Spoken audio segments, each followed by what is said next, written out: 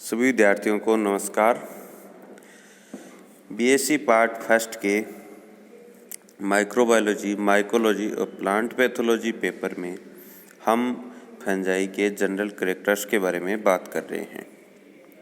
इससे पीछे की कक्षाओं में हमने फंजाई के जनरल कैरेक्टर्स माइसीलियम के बारे में बात की। माइसीलियम या कवकजाल क्या होता है? फंजाई होते हैं वो मल्टीसेलुलर होते हैं, बहुकोशिकीय जीव होते हैं। इनमें कोशिकाएं आपस में जुड़कर तंतुओं का निर्माण करती हैं, जिन्हें कवक तंतु कहते हैं या हाइफी कहते हैं।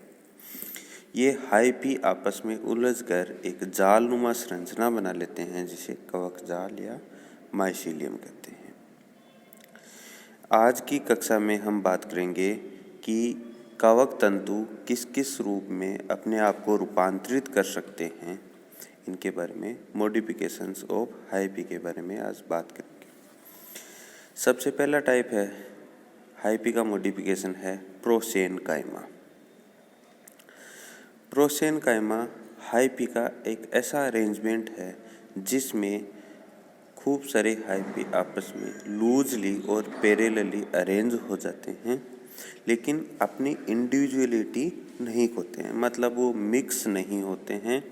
आपस में पैरेलली और लूज फॉर्म में एक गेंदनुमा, एक जालनुमा संरचना बना लेते हैं, जिसे प्रोसेनकाइमा कहते हैं। प्रोसेनकाइमा की खास बात यही है कि इनका कोशिका द्रव्य मिक्स नहीं होता है। अलग अलग कवक तंतुओं की कोशिकाओं का कोशिका द्रव्य आपस में मिक्स नहीं होता है और हर एक कवक जाल, कवक तंतु अपना इंडिविजुअलिटी रखता है, स्वतंत्र होता है। तो इस प्रकार के मॉडिफिकेशन को हम कहते हैं प्रोसेनकाइमा। दूसरा मॉडिफिकेशन है स्यूडोपेरेनकाइमा, आभासी मृदुतक। स्यूडोपेरेनकाइमा में क्या होता है, जो कवक तंतु हैं उनकी कोशिकाएं आपस में कॉम्पैक्टली जुड़ जाती हैं, कॉम्पैक्ट टिश्यू का निर्माण करती हैं। कॉम्पैक्टली जुड़ती हैं तो उनकी कोशिका द्रव्य आपस में फ्यूज हो जाते हैं और प्रत्येक कवक तंतु अपनी इंडिविजुअलिटी को देता है और स्वतंत्र नहीं रहता है, आपस में जुड़ जाते हैं। पेरेनकाइमेटस टाइप का टिश्यू यहाँ फंजाई में नहीं पाया जाता है। ये थेलोफाइट्स से जो एडवांस होते हैं, जैसे हम ब्रायोफाइट्स और टेडोफाइट्स की बात करते हैं, उनमें पाया जाता है पेरेनकाइमा। थेलोफाइट्स हैं जिसमें हम फंजाई और एल्गी को इंक्लूड करते हैं, कवक और शैवाल को। उनमें स्यूडोपेरेनकाइमा आभासी मृदुतक प्रकार का टिश्यू ऑर्गेनाइजेशन ही पाया जाता है। नेक्स्ट प्रकार का मॉडिफिकेशन है राइजोमॉर्फ। राइजो से सीधा सीधा अपन को पता लग रहा है कि बात रूट्स की हो रही है, जड़ों की हो रही है। एक ऐसा अरेंजमेंट कवक तंतुओं का जिसमें जो उनका आकार है, संरचना है, वो जड़ों जैसी बन जाए, कॉम्पैक्ट अरेंजमेंट ले ले जड़ों के प्रकार का, उसे हम राइजोमॉर्फ कहते हैं। यहीं पर एक टर्म आता है माइकोराइजा। आप कभी भी माइकोराइजा को राइजोमॉर्फ से समतुल्य ना माने, क्योंकि माइकोराइजा एक सिम्बायोटिक एसोसिएशन है। ये हम इसी क्लास में न्यूट्रिशन में की जब बात करेंगे तब बात करेंगे इसके बारे में। माइकोराइजा एक सिम्बायोटिक एसोसिएशन है जिसमें हायर प्लांट्स की रूट्स और फंजाई आपस में सहजीवी संबंध में रहते हैं, जिसमें हायर प्लांट्स के रूट्स फंजाई को रहने के लिए आवास प्रदान करते हैं और भोजन प्रदान करते हैं। बदले में फंजाई कवक हैं वो खनिज लवणों का और जल का अवशोषण करके देते हैं उस पादपों की जड़ों को। अगले प्रकार का मॉडिफिकेशन है स्क्लेरोशियम। स्क्लेरोशियम आप इसको याद रख सकते हैं, जैसे हम बाजरे की बात करते हैं तो बाजरे के दानों में गोंद जैसी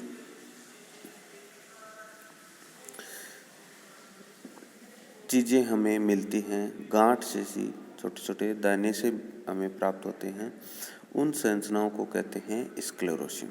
स्क्लेरोसियम रेस्टिंग स्टेज है और इसके अंदर पाया जाने वाला कवक डोरमेंट स्टेज में होता है, प्रसुप्त अवस्था में होता है, जो अनुकूल परिस्थितियां आने पर अंकुरण द्वारा दोबारा से नया कवक जाल बनाता है। स्क्लेरोसियम में मेनिटोल, ग्लाइकोजन, लिपिड ये आदि स्टोर रहते हैं। ये एक रेस्टिंग स्टेज है। नेक्स्ट मॉडिफिकेशन है एप्रेसोरियम। एप्रेसोरियम हाइफी का वो पार्ट है जहाँ से हाइफी होस्ट के साथ जुड़ता है।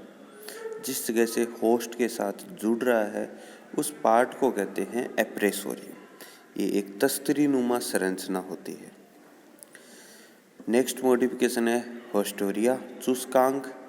चुस्कांक हाइफी का वो मॉडिफिकेशन है जो इंट्रासेलुलरली फूड एब्जॉर्प्शन के काम में आता है। हमें पता है कि कवक है वो इंटरसेलुलर पैरासिटिक ऑर्गेनिज्म है। वो सेल्स के बाहर अपने कवक जाल को फैलाता है और कुछ ऐसी संरचनाएं बनाता है जो इंट्रासेलुलरली प्रवेश करके फूड एब्जॉर्प्शन करती हैं और उन संरचनाओं को कहते हैं होस्टोरिया चुस्का। तो ये कुछ कवकों के हाइफी के मॉडिफिकेशंस हैं जिन्हें आपको ध्यान रखना है। आगे हम बात करें कवकों के न्यूट्रिशन के बारे में, पोषण के बारे में। हमें पता है जो फंजाई होते हैं क्लोरोफिल लेस होते हैं, इनमें पर्णहरित का अभाव होता है और इसीलिए ये ऑटोट्रोपिक होने की बजाय ये हेटेरोट्रोपिक होते हैं, विषमपोषी होते हैं। अपने भोजन के लिए दूसरे जीवों पर डिपेंड करते हैं। इनमें प्राय 3 प्रकार का हेटेरोट्रोपिक न्यूट्रिशन पाया जाता है। फर्स्ट हम बात करें पैरासिटिक न्यूट्रिशन। पैरासिटिक न्यूट्रिशन परजीवी पोषण वो होता है जिसमें एक जीव किसी दूसरे जीवित जीव पर अपने भोजन के लिए आश्रित रहता है, उसे हम बोलते हैं parasitic nutrition. Most of parasite होते हैं, परजीवी होते हैं, वो किसी जिस दूसरे जीव पर आश्रित रहते हैं उसे होस्ट कहते हैं और उस होस्ट में रोग फैलाने का काम करते हैं। पैरासाइट 2 प्रकार के होते हैं। ओब्लिगेटरी पैरासाइट जो अपने संपूर्ण जीवन में केवल पैरासिटिक तौर पर ही फूड एब्जॉर्प्शन करते हैं, न्यूट्रिशन करते हैं, और दूसरे फैकल्टेटिव सेप्रोफाइट, ऐसे पैरासाइट जो सामान्य मृतोपजीवी होते हैं, सेप्रोफाइट्स होते हैं, पर जीवन की कुछ अवस्थाओं में पैरासिटिक न्यूट्रिशन भी कर सकते हैं। दूसरे प्रकार का न्यूट्रिशन है सेप्रोफाइटिक न्यूट्रिशन। सेप्रोफाइटिक न्यूट्रिशन में फंजाई हैं वो डेड ऑर्गेनिज्म से अपना भोजन प्राप्त करते हैं। जो नॉन लिविंग टिश्यूज़ हैं उनसे भोजन प्राप्त करते हैं। नॉन लिविंग टिश्यूज़ से ये ऑर्गेनिक मैटर लेकर उसे इनऑर्गेनिक मैटर में चेंज करते हैं और इसीलिए ये डिकम्पोजर्स का काम करते हैं, अपघटक जीवों का कार्य करते हैं। सेप्रोफाइट्स भी 2 टाइप के होते हैं। ओब्लिगेटरी सेप्रोफाइट्स जो केवल मृतोपजीवी प्रकार का पोषण प्राप्त करते हैं और दूसरे फैकल्टेटिव पैरासाइट विकल्पी परजीवी जो सामान्यतः परजीवी होते हैं पर होस्ट की अनुपस्थिति में मृतोपजीवी प्रकार से पोषण भी प्राप्त कर सकते हैं। तीसरे प्रकार का न्यूट्रिशन फंजाई में पाया जाता है, उसे हम कहते हैं सिम्बायोटिक न्यूट्रिशन, सहजीवी पोषण। सहजीवी पोषण में फंजाई किसी दूसरे जीवित जीव के साथ एक पॉजिटिव इंटरेक्शन बनाए रखता है। पॉजिटिव इंटरेक्शन से मेरा तात्पर्य है कि दोनों ही जीव, जो दूसरा जीव और फंजाई, दोनों ही जीवों को फायदा होता है। 2 प्रकार का पॉजिटिव इंटरेक्शन पाया जाता है नॉर्मली फंजाई में, एक लाइकेन और दूसरा माइकोराइजा। लाइकेन आप पढ़ते हैं, लाइकेन में कवक और शैवाल के मध्य सहजीवी संबंध होता है और माइकोराइजा में कवक और कुछ पादपों की जड़ों के मध्य सहजीवी संबंध पाया जाता है। लाइकेन में शैवालों का कार्य होता है भोजन निर्माण का, जबकि कवकों का कार्य होता है थैलोफाइट के शरीर निर्माण का और जमीन से, मृदा से खनिज लवणों के अवशोषण का कार्य होता है। तो ये कुछ मॉडिफिकेशंस और हेटेरोट्रोपिक न्यूट्रिशन के बारे में आज हमने बात की। अगली कक्षाओं में हम फंजाई में रिप्रोडक्शन के बारे में पढ़ेंगे। Thank you.